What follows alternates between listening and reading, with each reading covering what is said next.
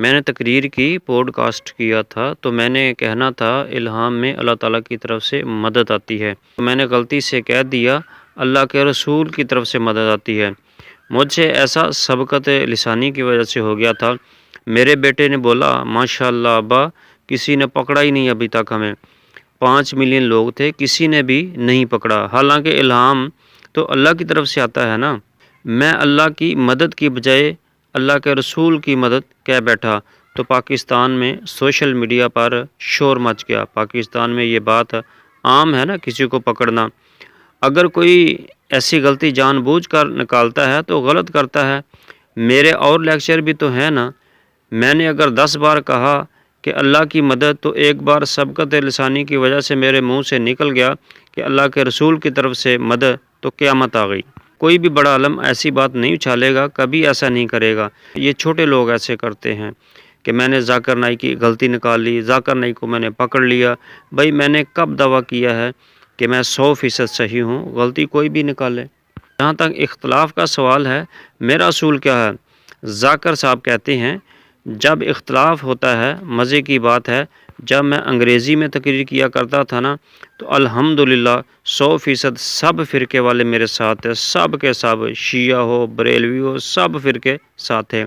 بعد میں بمبئی کے پولیس کمشنر نے کہا میں تم سے ناراض ہوں، آپ اردو میں تقریر کریں، کیونکہ عام مسلمان، سب مسلمان انگریزی نہیں جانتے، تو میں تم سے ناراض ہوں، آپ اردو میں تقریر کرو۔ تو اس کو خوش کرنے کے لیے میں نے اردو میں تقریر کرنا شروع کر دی، جو کہ غلطی ہو گئی۔ اس کے بعد فتوے آنا شروع ہو گئے، ذاکر کافر، ذاکر کافر۔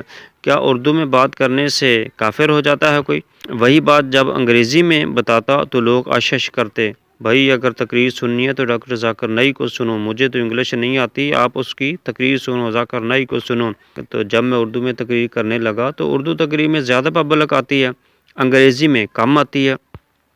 انگریزی تقریر میں 5 لاکھ، اردو تقریر میں 10 لاکھ۔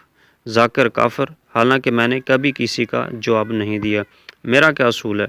اگر کوئی آپ پر پتھر پھینکتا ہے تو اپنے آپ کو اتنا اونچا کرو کہ پتھر آپ تک نہ پہنچ سکے۔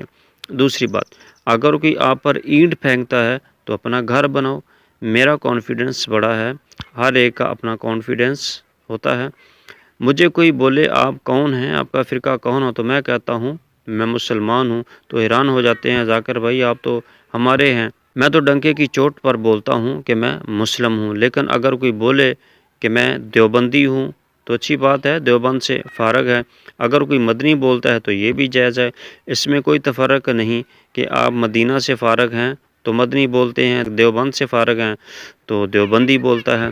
مدنی بولنا جائز ہے اور دیوبندی بولنا کیوں جائز نہیں؟